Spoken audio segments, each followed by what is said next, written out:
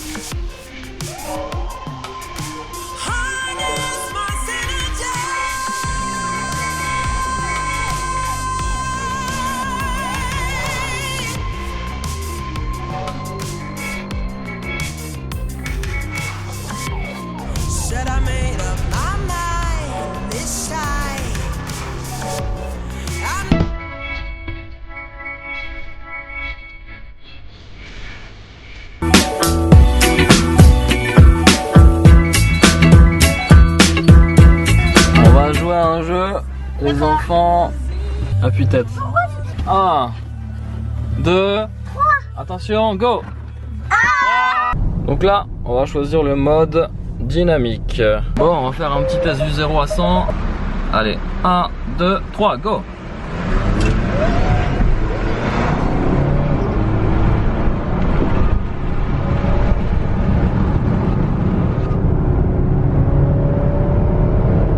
Voilà, 130. Bon, je sais pas combien de temps on a mis pour arriver à 130, mais c'est quand même relativement efficace. Je crois que le 0 à 100 est abattu à peu près en quelques 7 secondes pour 245 chevaux, sachant que la philosophie de la voiture, c'est vraiment pas une voiture sportive, c'est une voiture pour rouler, pour être tout confort.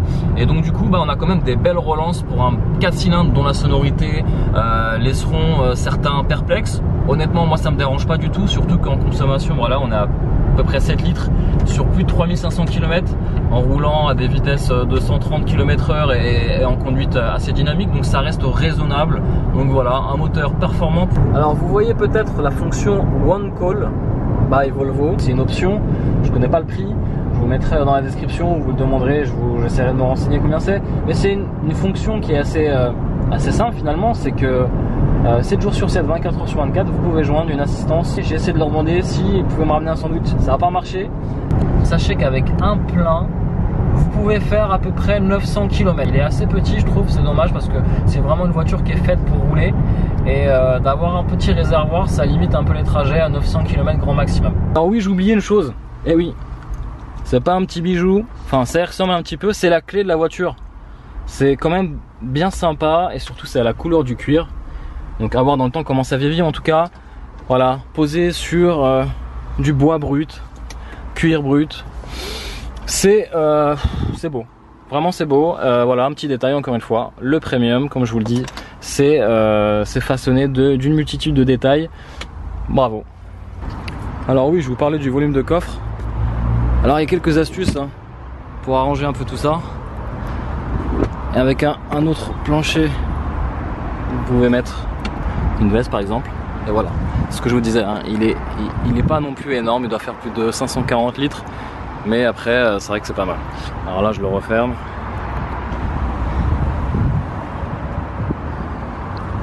Voilà. Alors, nous voici à l'intérieur de ce Volvo. Absolument un break charmant.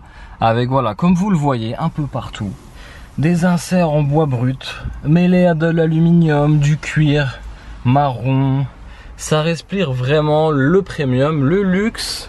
Avec cette finition, inscription, je ne mens pas, c'est écrit ici, avec des sièges absolument enveloppants, confortables.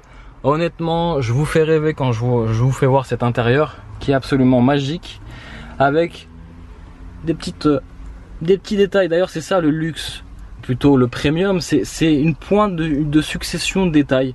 Là, c'est pour sélectionner le mode de conduite. Ici, c'est pour démarrer le véhicule ou l'éteindre.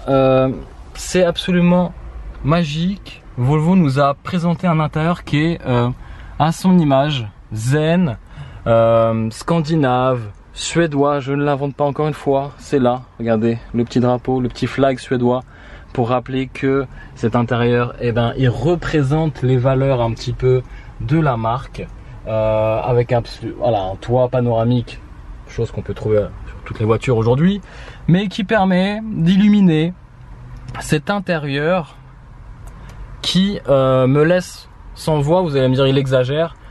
Honnêtement, voilà, il n'y a pas photo, vous regardez juste l'intérieur d'une voiture allemande, que ce soit une série 5, une Mercedes ou une Audi, celle-ci, voilà, a du charme. Honnêtement, il y a du charme, c'est pas bling bling, c'est pas clinquant, c'est subtil, c'est beau, regardez, c'est raffiné. Je vais allumer le contact, et voilà, vous avez l'écran digital qui est assez simple, mais voilà, ça respire la simplicité, l'élégance, le raffinement en même temps.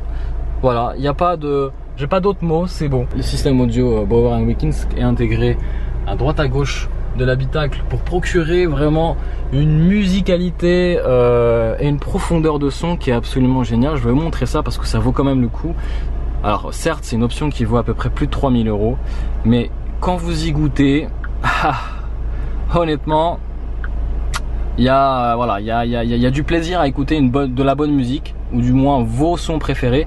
Alors vous avez plusieurs modes, le mode salle concert, scène ou studio. Salle concert, ça donne vraiment beaucoup plus de profondeur à votre musique, c'est plus pour du style musical, style classique, et ça reproduit en fait la sonorité, c'est écrit, de la salle de concert de Gothenburg. Un petit détail sur tout ça, voilà.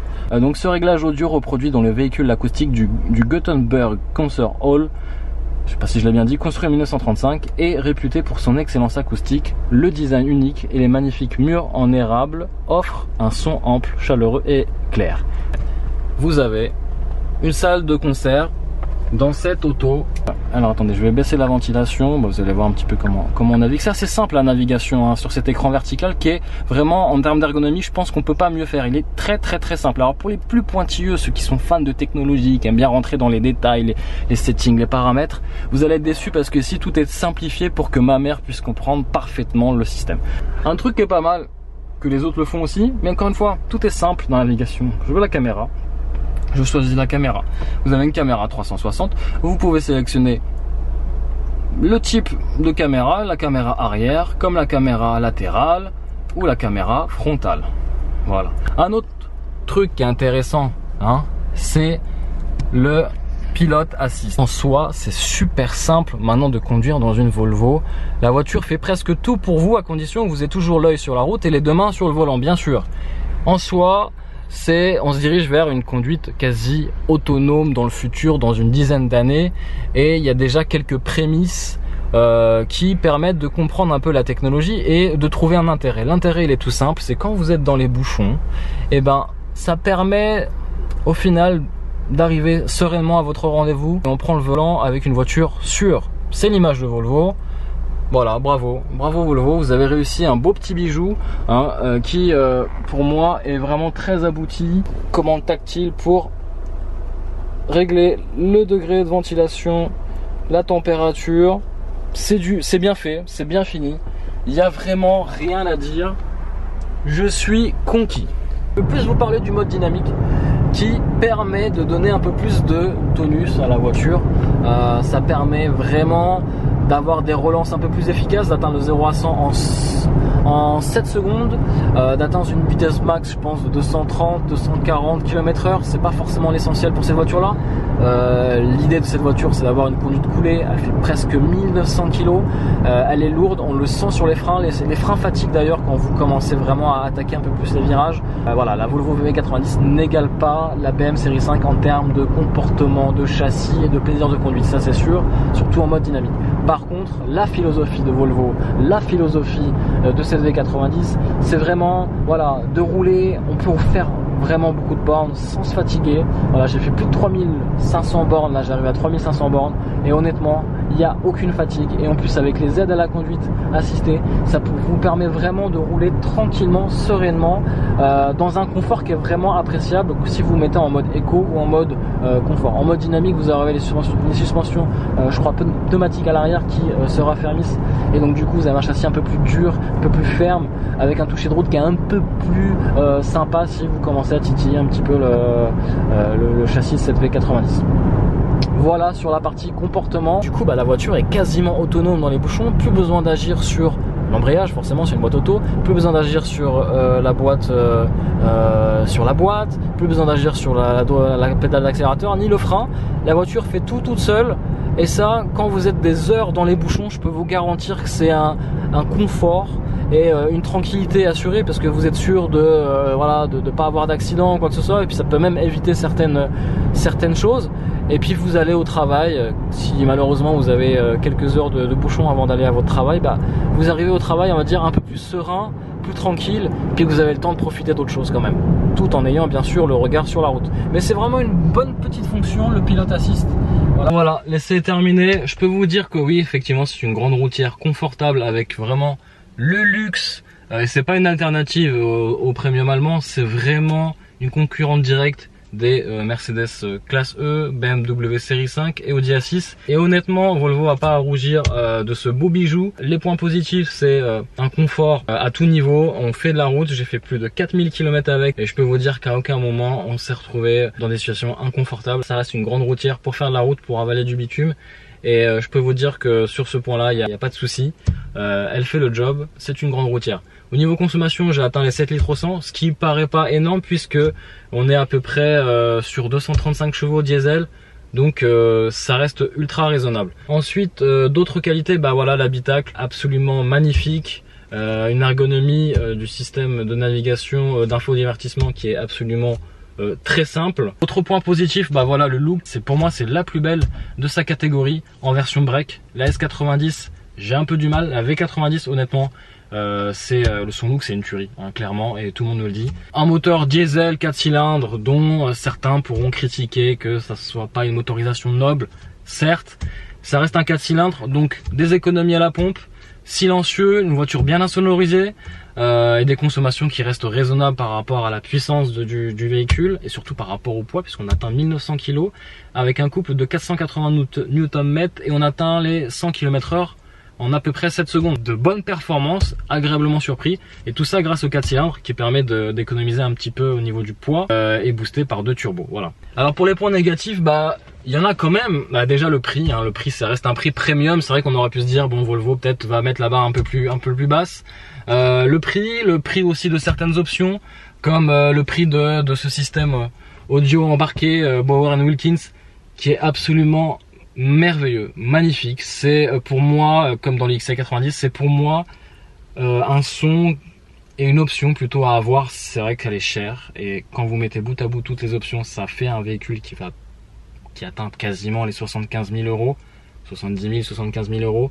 Ça reste cher. On est sur du premium, mais on est sur du premium luxe avec une qualité de finition absolument impeccable. Alors effectivement, il faudra mettre la main dans les options, catalogue, tout ça.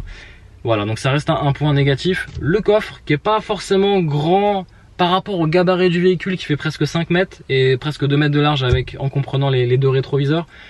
Oui, le coffre est un peu restreint par rapport à ce que fait les concurrents directs, mais voilà, c'est le compromis pour avoir un beau design, un beau break de chasse qui a de la gueule. Voilà. Alors voilà, cet essai se termine sur cette Volvo V90, parfaite sur de nombreux points positifs, notamment la ligne extérieure et l'habitacle qui concurrence. Ce n'est plus une alternative, c'est vraiment une concurrence directe sur les premiums allemands. Ça, je vous le garantis. Plaisante à conduire à tout niveau, que ce soit sur route dégradée que sur autoroute, avec des technologies avancées comme la conduite semi-autonome avec le pilote assist, qui vous permet vraiment de prendre plutôt du plaisir et prendre la route plutôt en toute sérénité. Même dans les embouteillages, on y prend plaisir. En tout cas, ce fut plus de 4000 km à son bord avec toute la famille, un vrai plaisir. Vous êtes de plus en plus nombreux à nous suivre. Je vous en remercie. Je vous dis à très vite pour de nouvelles aventures, de nouvelles vidéos. Merci à toute l'équipe Cars Passion de s'investir autant aussi dans ces vidéos parce que ça nous prend beaucoup de temps. Merci à tous de nous suivre, de liker et de vous abonner. Passez de bonnes vacances. Allez, ciao. Bye.